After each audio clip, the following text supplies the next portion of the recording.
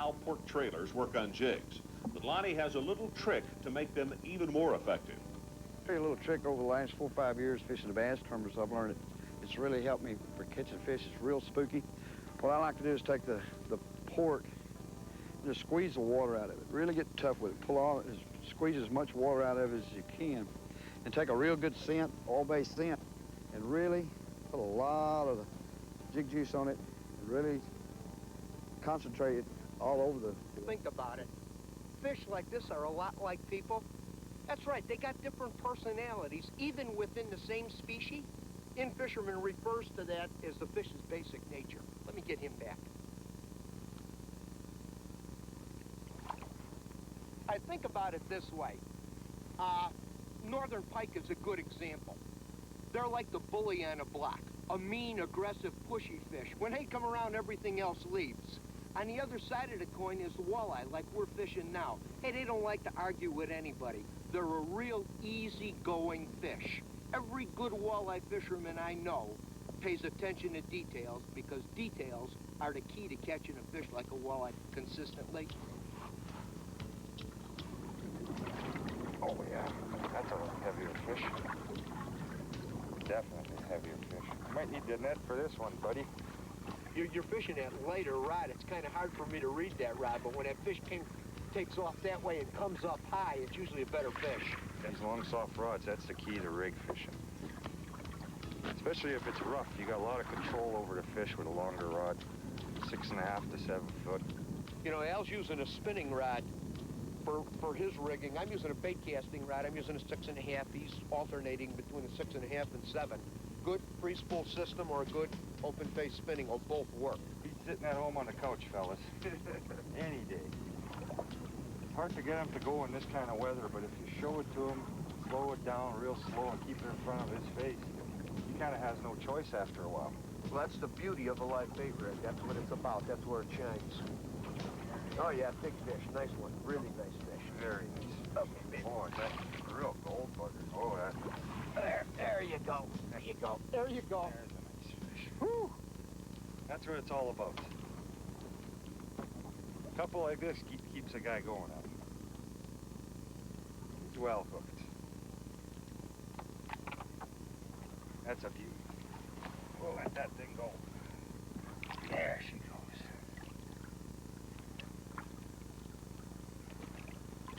You gotta handle these big fish real careful. This is what makes all the other little ones right off. Live bait rigs tend to work best in most clear water lakes, cold front conditions, neutral to negative fish where you gotta force a fish to bite by leaving the bait sit right in front of them, and heavy fishing pressure when fish get worked over and over and over, and they turn off a jig or turn off a crankbait. Oh, look at that. Oh, oh, oh, oh, yeah. Yeah, let's see. Is she or isn't she? Nope, she's not a real big one. But she's a nice one. Just a keeper fish. Fish are getting down there, aren't they? Yeah, Yeah. Look at that. Oh, not much to it. That long snell is really making a difference here. Especially with that leech. It really does add a lot to it when that leech can actually work up. You got that fish in about 40 feet of water. That's pretty deep. Go, grow up. New leech time. When you're fishing with the leeches there, you need a real light wired hook. That way it enables the leech to just flutter like its own natural swimming motion. That's a big key thing. Use a real heavy hook and it'll start to spin on you. And it just doesn't look natural in the water. When you're fishing live bait like this, if you're using a free spool like I am, you keep the button engaged. So all you do, as soon as you feel any pressure, you know it's a fish, just let the line run like this. If you're using open face like Alex is, you keep the bail open and your line is hooked over your finger. That way, as soon as you get a bite, you just drop the line and let it go. I've seen big fish, 8, 9, 10-pound fish. You would think they'd inhale that bait. They don't. Even a leech, sometimes they will come up and pick it right up at the end of the tail end of a leech or a crawler or a minnow and barely swim away. That happens a lot when fishing is real tough. And that's what this kind of fishing is, finesse fishing. While basic live bait rigging has been a productive presentation method for decades, there are many things you can do to fine-tune the system. Your rigging options depend on the aggressiveness of the fish, depth of water, and position of the fish. When walleyes are in shallow water, say 15 feet or less, and belly to the bottom, usually a short 1 to 2 foot snell is best. On the other hand, when walleyes are riding high off the bottom, which happens a lot when they're in deeper water, a 10-foot snell could be necessary. The addition of a floating jig head or a slip float combined with a long snell will raise your minnow, leech, or crawler into the strike zone. When rigging a crawler, I like to inject them with a bubble of air to increase their buoyancy and lift them up off the bottom. Experimenting with different length snells to see what the walleyes prefer can be made easier by simply adding an adjustable rubber stopper ahead of the swivel so you can quickly adjust to any snell length you want. That thing's got a little weight, Al. Thing's got a little bit of weight. Land it before that rain comes in on us again. I'm getting tired of fighting in between squalls. The 4-pound, 5-pound fish. Is it? Yeah. I see the sinker. Oh, yeah. Nice fish. More than nice. Nice fish. To kamikaze like abandon. The ability of an angler to match their presentation to this ever-changing attitude is the difference between getting skunked or consistent success on the water. Let's join Al and James Linder with a look at largemouth bass with the right stuff. Oh, come on out of there. Oh, yeah. Look at it. When they belly like that, you know they're big. Oh. Come here, Mama. Hey, I'll tell you something. When bass like this are hitting buzzbaits like this, I'm out on the water. Buzzbaiting for big bass is one of my favorite ways to catch fish. Now, there's 3 kinds of buzzbaits that pop fish. This is a Blue Fox double buzz, one of my favorites. Jimmy's throwing a bread and butter standard single buzzer. And then there's an inline buzzer like this one. Each one of these baits has got a time and a place. And it depends really on the fish's attitude and the kind of cover you're fishing. Did you see that? Just hammered it. Oh, he tore off. Trailer hook and all he tore off? Yeah, no, look at that. My trailer hook flipped around. Got to be running a trailer on these buzz baits to really sort of maximize your hooking percentage. Otherwise, the way the fish blow up on the bait and they're moving at it so fast, you'll miss a lot of them if you're not running one.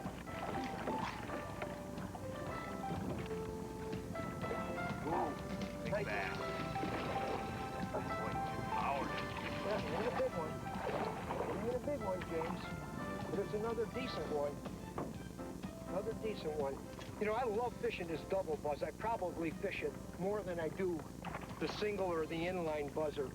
The double buzz works really good when fish are fairly aggressive, active, good stable weather conditions. You could call fish out of deeper water with it. That real loud rattle, real loud clacking really makes a difference. Where if they're inactive, it kind of turns them off. Works better with a little chop on the water like this. And another neat thing about it, the double blades make it run true. If you're fishing around cover, you can almost guide the bait through lily pads, around stumps, boat docks, weeds, whatever the case might be. Where the single buzzer, like Jimmy's throwing, tends to track to one side a lot. Where buzzbaits really excel is over expansive flats. We're covering enormous amounts of water just looking for the aggressive biters. Right now we're fishing cabbage and coontail flats that are from like 4 to 8 foot of water. We're using loud, noisy baits. But as you get shallower, you might want to use a little bit more of a subtle bait. You don't need quite that much noise to call the fish up like we are doing right now. Got him? Nice fish, James. Oh, yeah. Well, really socked that thing. Nice fish.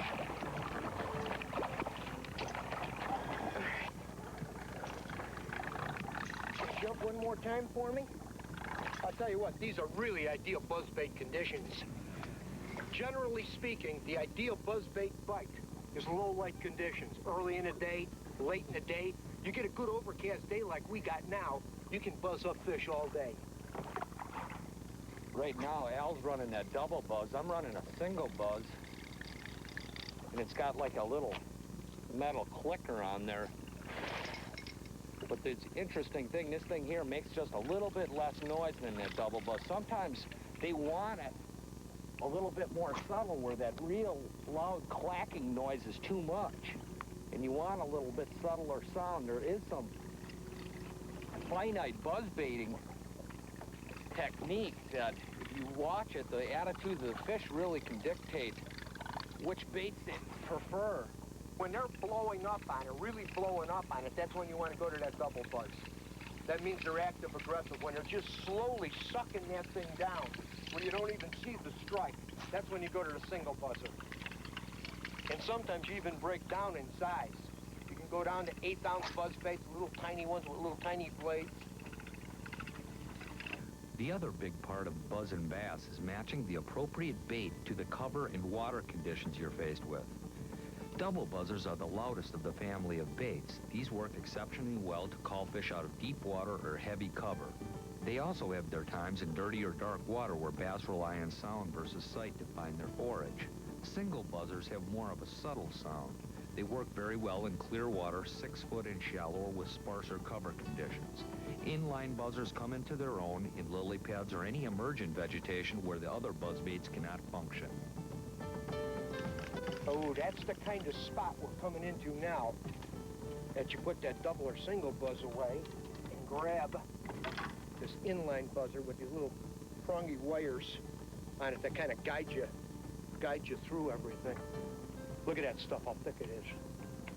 A lot quieter buzz, but you can throw it way up inside that stuff, and you lift it. Keep that. You got to keep that rod tip up on this thing. It goes right through those weeds and pads and junk,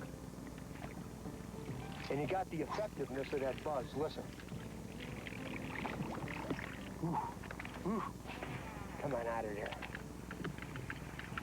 That's the reason why you got these different rods, Rick. Come into a spot like this, 6-8 casts in here, where it gets real thick, you get into more sparser cover again. Go back to the other baits.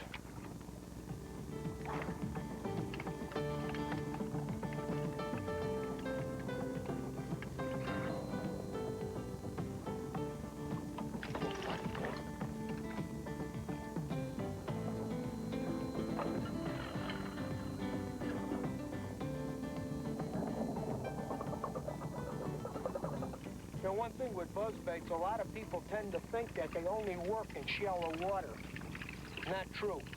We fish a lot of clearer natural lakes up here in the North Country, and we'll hold out on a deep weed line in a lot of cases 15, 18 feet of water and cast up on those clearer flats. And when those fish are high in those weeds, oh, beautiful fish, big bass, high in the weeds like they are now, I mean, they'll just annihilate that buzzer. Look at that.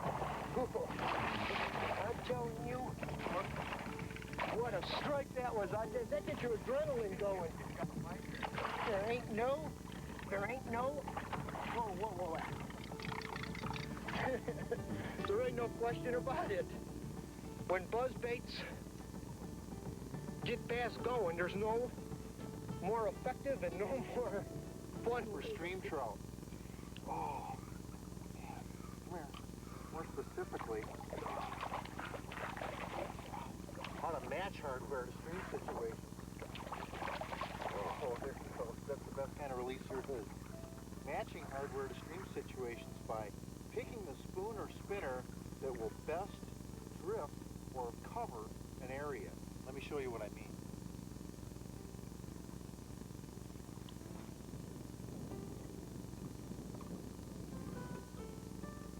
What you're trying to accomplish with a spinner or spoon is cover ground, especially if you don't know the water and you want to cover water.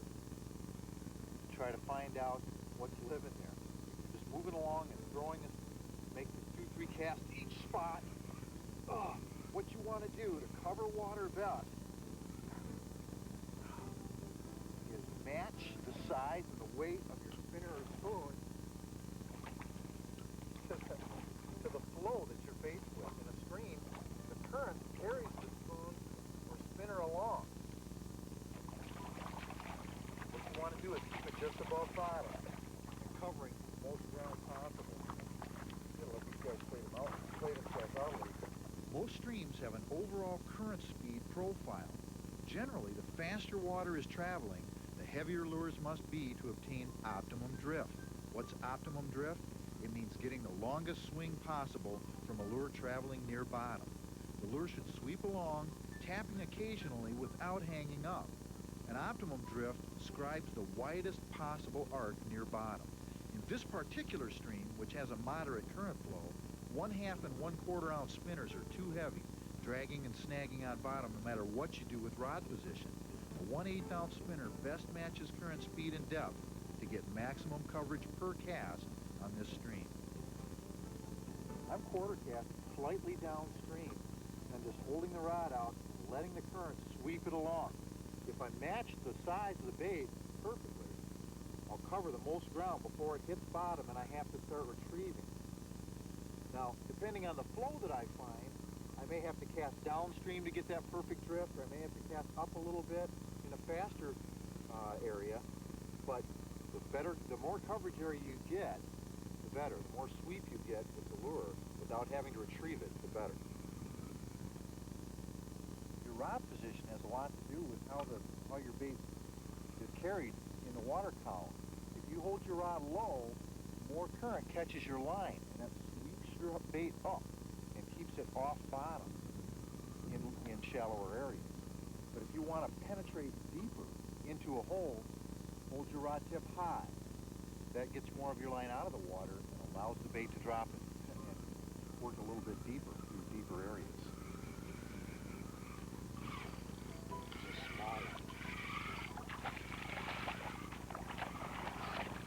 There's nothing more efficient for covering ground than spinners and spoons.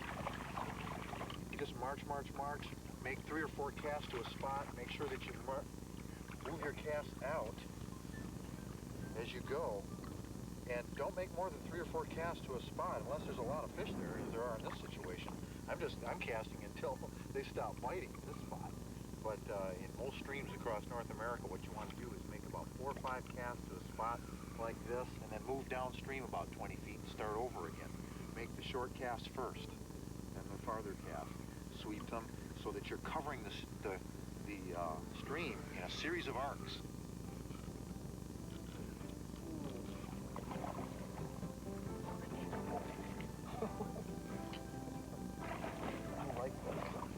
I like this kind of action. This is fun. These are the prettiest fish.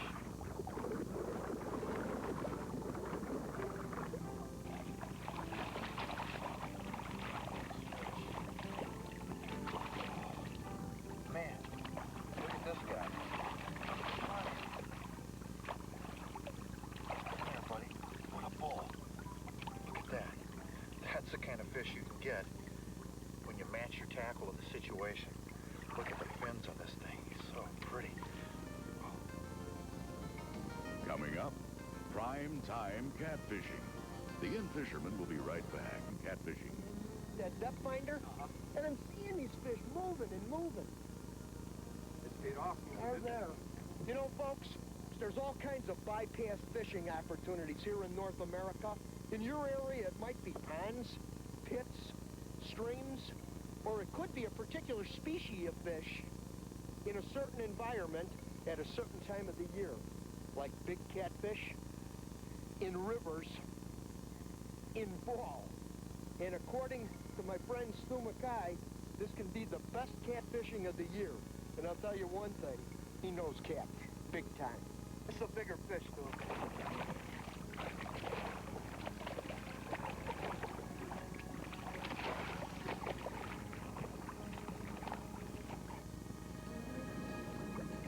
Old whiskers. There, got it. You ever point that out? You ever notice this guy? Look, I'll just show you something here, before you take him out of there. Want to get rid of that hook? We'll do that in a second. Yeah. See this where they just rest on the bottom? Watch this here. See this? Look. Yeah. Here, get that hook out of her, Stu. Yeah, you can hold her up and... Yeah.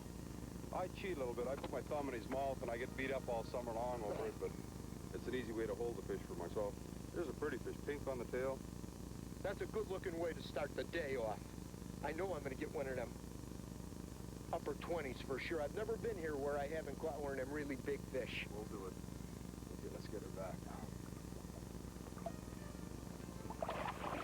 You know, the reason that fall catfishing is so spectacular is simple. Picture all these fish up and down this 30, 40, 50 miles of river in summer. They're spread shallow, deep, in a lot of different areas. Come fall, they start migrating to what they call these wintering holes. Usually some of the deepest, biggest holes in the system. And you got, in big river systems that have lots of cats, it's documented that some of these holes, you can get a couple thousand fish in a wintering hole. A smaller river, a hole might be 12 feet deep, and a half an acre, you might get 25 fish. It all becomes relative, but they're confined in one area, and when that water temperature gets in the mid-50s to low 50s, they're putting on a feed bag, and it's an incredible bite. Probably some of the best of the entire year. The water temperatures, it's cooled off drastically over the last couple of weeks. I think we're down to low 50s right now, where 2 weeks ago it was actually high 60s. So there's been a major change, and this really triggers these big catfish to get feeding. In other words, they really start feeding hard this time of year. Beautiful, actually. You know, we've taken a couple fish in both areas that we fished in, but it doesn't pay to sit hour in, hour out, waiting for those cats to get out there and find your active fish, and that's why I think we should make one more move or a couple more moves and see if we can't get on some other fish. Let's move again. I'm ready.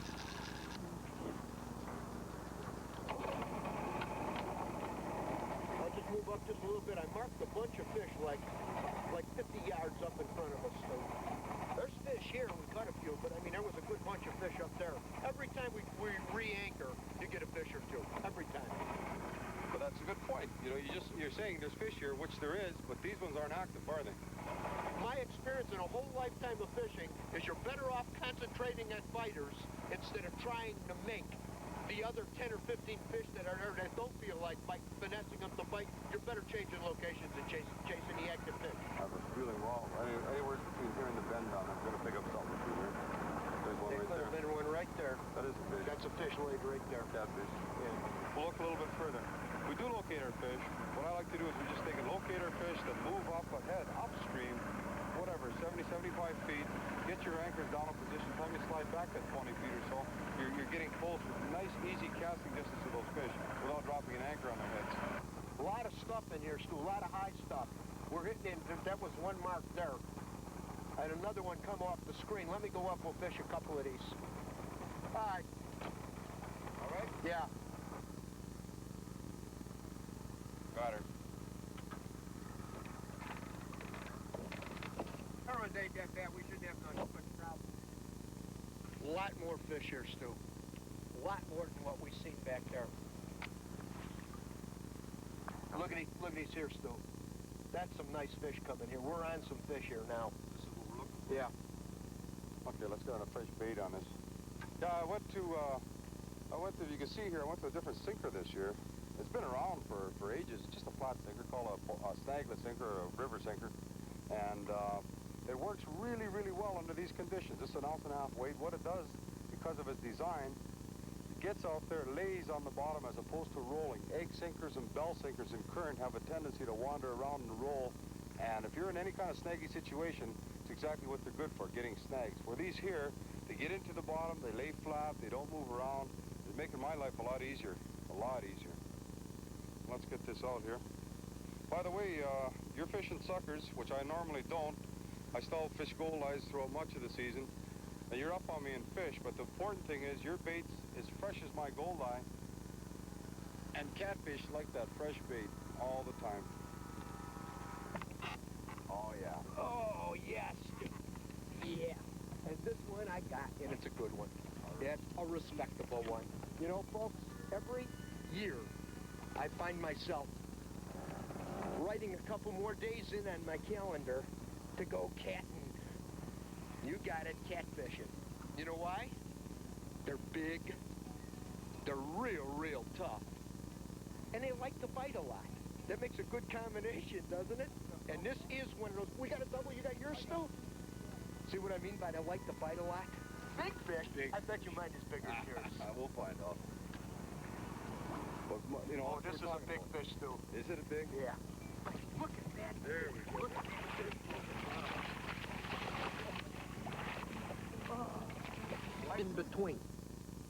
falls, it buzzes, it splashes, it flashes, it wobbles. Hey, the truth is there's no such thing as a magic lure. It's using the right lure in the right place at the right time. Today on Infisherman, we're going to help you do just that. On today's Infisherman, Al Lindner reveals some new soft plastic rigging systems for bass. The Infisherman staff will detail the horizontal versus... Boy, did she hammer that thing. Oh, I missed one just before that. Really nice one. Ooh, he ate that baby up. Pull back off here where I don't... Oh, good way to start my morning off. You know, folks, there's no question that there's more bass, largemouth bass like this, taken in North America every year on soft plastic concoctions than any other family of bait. Soft plastics come in all shapes, sizes, and colors, and bass love them. Rigging is an important part of presenting soft plastic. You know, traditionally, I'd say that the most universal rig used across this country is what we call a Texas rig. Bullet-shaped slip sinker, rigged weedless on a plastic worm like this. But recently, there's been some new innovations in rigging that have come out. Let me show you one of them that'll really help you hook and catch more fish. I'm fishing a few different ones today. This simple thing here is called a hidden head. The weight is actually molded up on the hook. It's really a unique idea. Let me rig this for you and give you an idea of what it does, because it is different than the Texas rig. You push it through approximately an inch, and you push it up over the head and the eye, like that. Turn it around, rig it back in like so. Unique idea. Look where that hook is positioned, halfway in the middle of the body. It increases your hooking tremendously, and what this rig does that is different than your standard Texas rig or, say, Carolina rig, it makes the bait glide. It really presents a soft plastic concoction a little different than, say, a Carolina rig, which is subtle, or a Texas rig that drives the nose down because of the weight on the end of it. Oh, yeah. Look at that one. Not a giant, but are they up there? Are they ever up there? I really believe with that hook centered on this hidden head a little further back into the worm, the way it comes out, it really makes a considerable difference in increasing your hooking advantages. Let me get another worm on here. You know, these hidden heads, they got them in 3 different weight sizes, 4 different hook sizes. The weights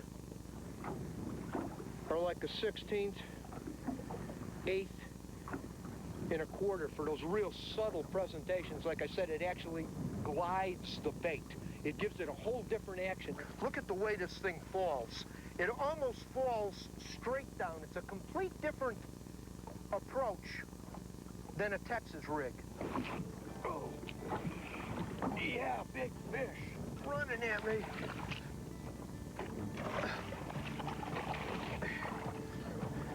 Boy, in that clear water, you can't stay up there long. I mean, it don't take anything to spook those bass quickly. All right. And now that's a good fish. That is a good fish. Showing you one system, that hidden head, and a subtle approach works in a lot of conditions. It's a unique idea. It's a pretty slick idea. Let me show you another idea that Mustad come up with that is adaptable to a lot of different fishing conditions. Okay. Now this is Mustad's new needle power lock system. It comes in 5 styles. This one happens to have a weight on the back of the hook. You'll see why in a little while. This thing is really slick. You see these little wire prongs on here? You take your bait and you push that wire up inside it, and it grabs hold really good. Then you just reverse it back in here. Now, like I said, there's 5 systems. You'll see why I'm fishing the one with the weight on the tail. This thing gives you so many different options to do so many different things. The needle power lock hook system offers different weighted hooks that enable you to modify the fall rate of soft plastics. How these differ from the more conventional Texas rigs or jig and pig plastic combinations is how they move in the water. Texas rigs and jigs are head weighted, so they fall with an up and down movement. The power lock system uses a weight balanced hook to generate more of a naturally buoyant, lifelike appearance. Here are just a few ways to rig soft plastics with the power lock system. The non-weighted hook is great for fishing soft plastics with a subtle, neutrally buoyant look. Worms, lizards, or jerkworms work exceptionally well in clear, shallow water conditions when you're dealing with spooky fish. Remember, a long cast can make an important part to this presentation. The front-weighted hook generates a slow forward gliding action that works well with lizards and worms. Now, the rear-weighted hook can be rigged a number of ways. Plastic crawfish rigged backwards move with an interesting forward and backward movement. The same rear weight hook is great for swimming large worms horizontally over big weed flats. With these rear-weighted systems, you fish them a lot different than if it was a head-weighted system like a slip rig worm or a jig. Remember, the idea is the bait has to have line to fall back on into the fish's face. So when you come back on your lift like this, you just pick up the line ever so slow. Best way I could describe it, you don't let it fall back tight, you let it fall back taut. Oh, big fish. What a beauty that is. Oh, yeah. Oh, nice one. Well, that fish just don't want to quit. Oh, beauty, beauty, beauty. Come on, Mama. Woo. There. Tell you what, there's no question about it, folks. Soft plastics catch lots and lots of big bass, and we got more ways to rig them than ever before. Next on Infisherman, how to find fish fast and the magic musky lure. We'll be right back.